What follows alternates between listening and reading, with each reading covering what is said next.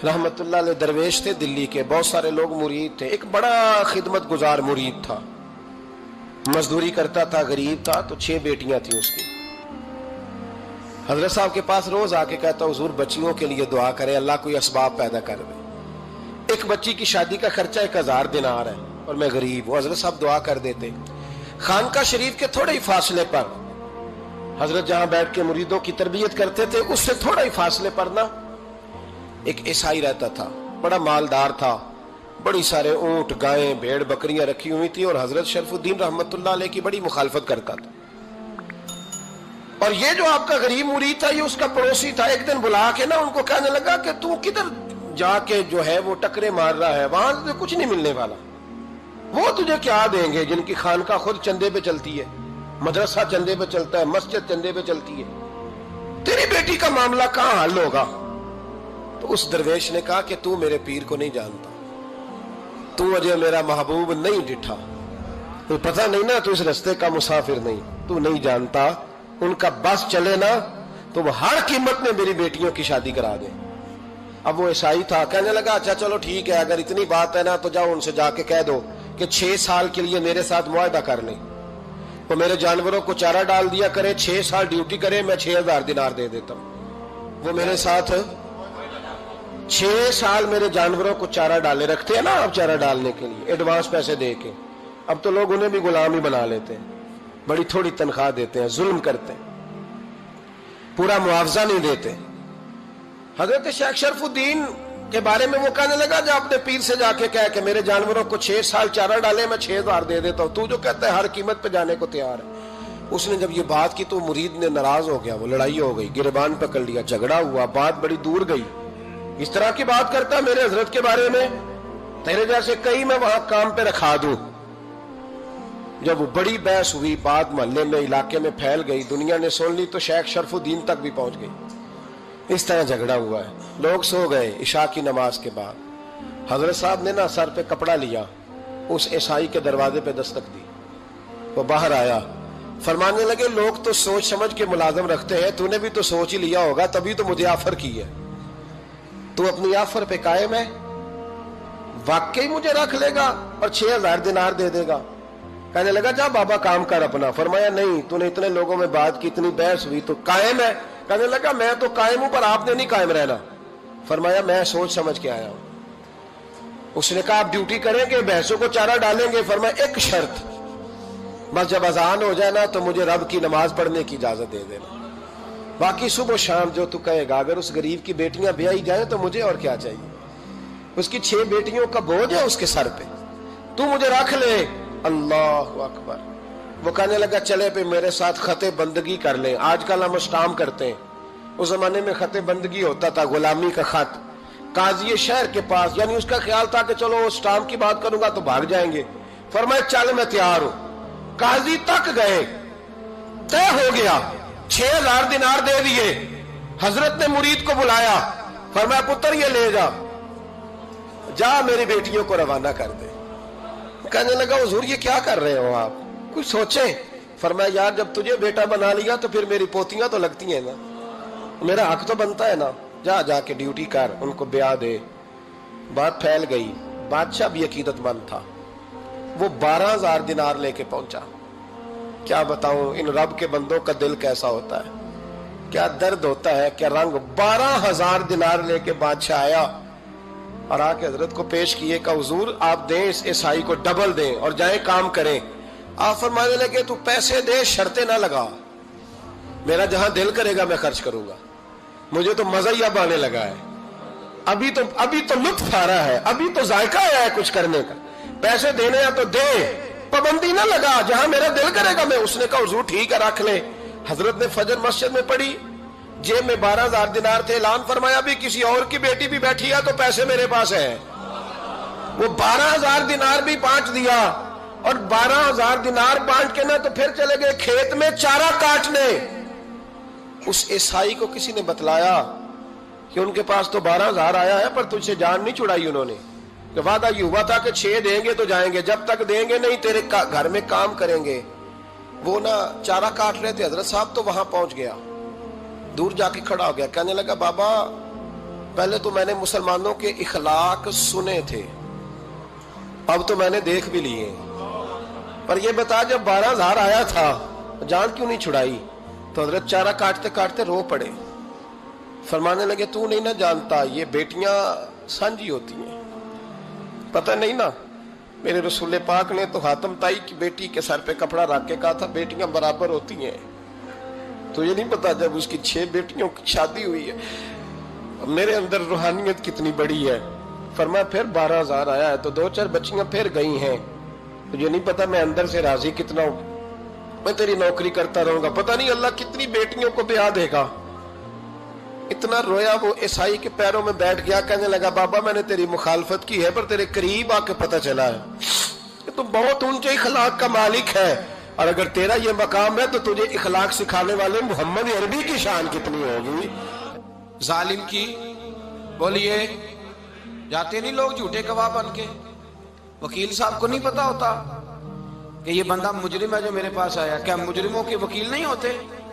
بولے تو اس کو پتہ نہیں ہوتا وکیل صاحب کو کہ یہ صاحب مجرم ہے میرے پاس مقدمہ لے کے آئے.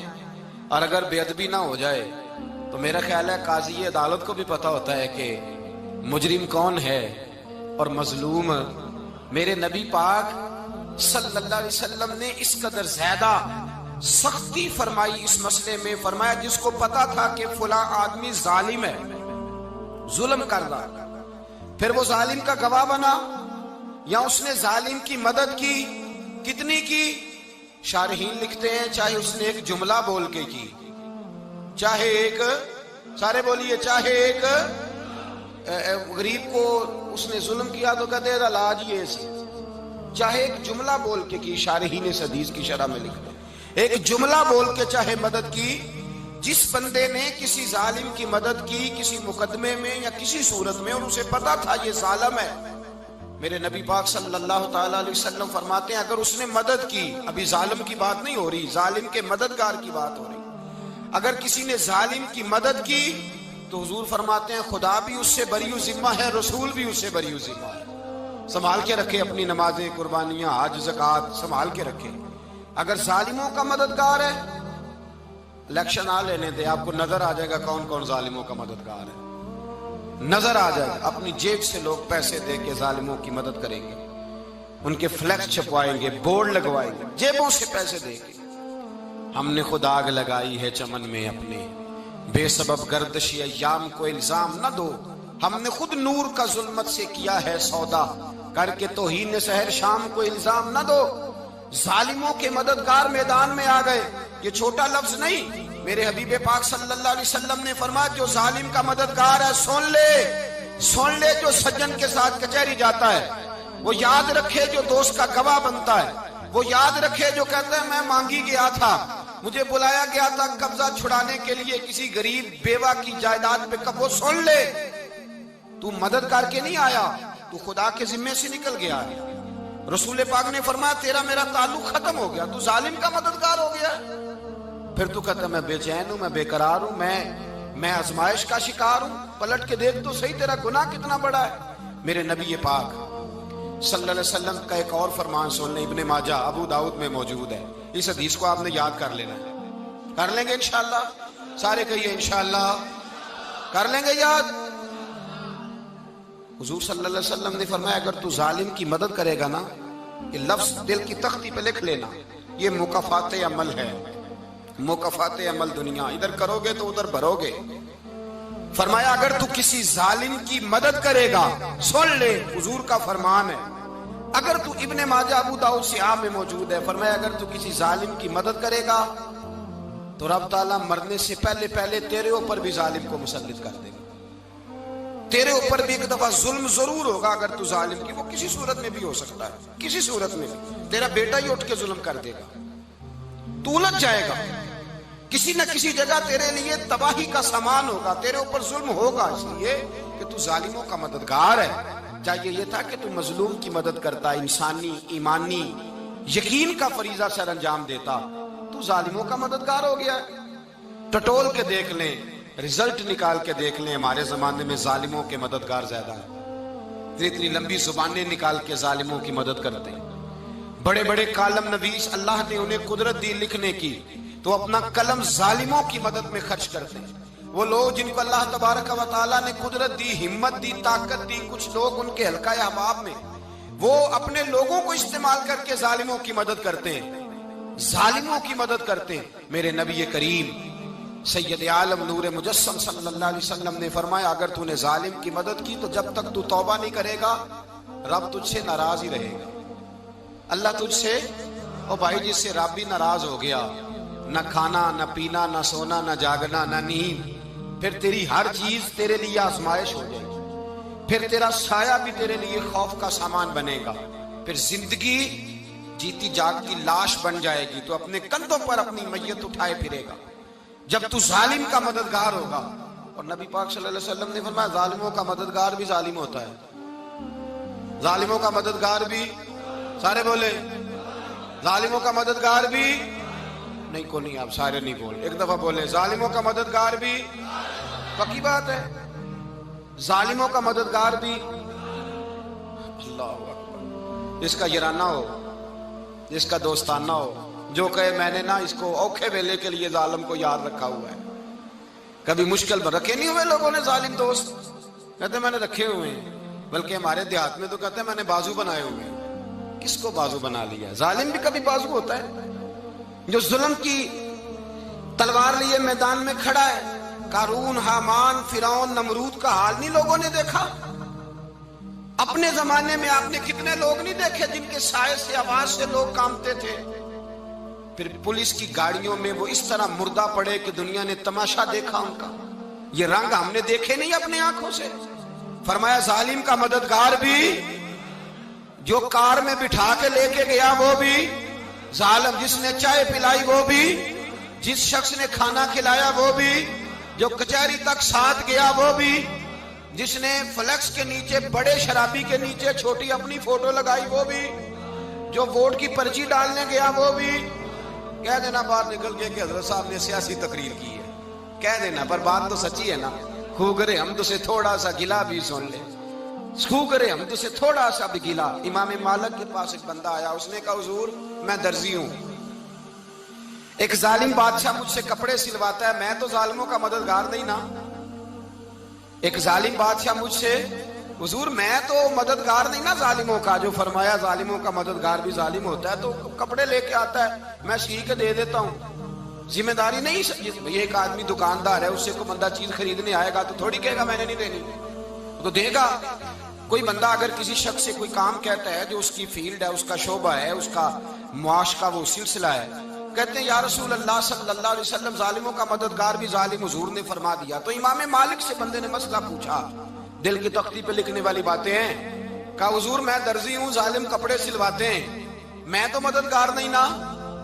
امام صاحب کہنے لگے نہیں، مددگار تو وہ ہوگا جو تجھے سوئی دھاگا فراہم کرے گا، تو پورے کپڑے سی کے دیتا ہے، تو خود بہت بڑا ظالم ہے، تو پورے سوٹ سی کے دیتا ہے، تو بہت بڑا ظالم خود ہے۔